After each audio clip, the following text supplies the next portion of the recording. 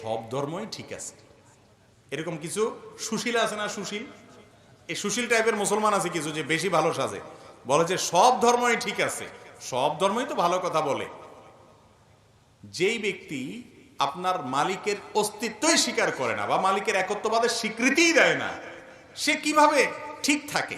তার অনেক ভালো কাজ থাকতে পারে, ভালো গুলোকে আপনি ভালো বলেন, কিন্তু সে কখনো আল্লাহর কাছে গ্রহণযোগ্য ইমানদার হতে, সে ইমানদারই না, আল্লাহর কাছে গ্রহণযোগ্য বান্দা হতে পারে না। এই জন্য যে বেঈমান তাকে বেঈমান মনে করতে হবে, যে ইমানদার তাকে ইমানদার মনে করতে হবে। তার সাথে আপনাকে মারামারি করতে কেউ বলে নেই, তারটা সে করুক, বাধাও দিতে বলে নেই, তারটা সে করুক, কিন্তু আপনার মনে রাখতে হবে এটা ইসলাম, এটা কুফর, এটা ঈমান, এটা বেঈমান, স্পষ্ট থাকতে হবে। আপনি যদি গোলালের মতো সব পাকায় ফেলান, এটা কিন্তু ঈমান ভঙ্গের কারণ হতে পারে। 4 নম্বর হলো, যদি কেউ মনে করে নবী করিম সাল্লাল্লাহু আলাইহি ওয়াসাল্লামের আদর্শের বাইরে অন্য কোনো আদর্শ আরো উত্তম আছে, বেটার আছে, এটা ঈমান ভঙ্গের কারণ হতে পারে।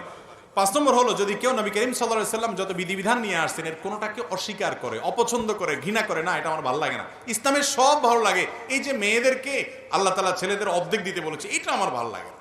আছে না কিছু সুশীল এরকম বলে, আরে ভাই তোমার ভালো লাগাতে না লাগাতে কি আসে যায়, তুমি কি বুঝবে আল্লাহ কেন অর্ধেক দিয়েছেন?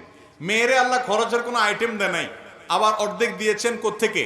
বাপের সম্পদ থেকে, মায়ের সম্পদ থেকে, আবার স্বামীর সম্পদ থেকেও ভাগ পাবে।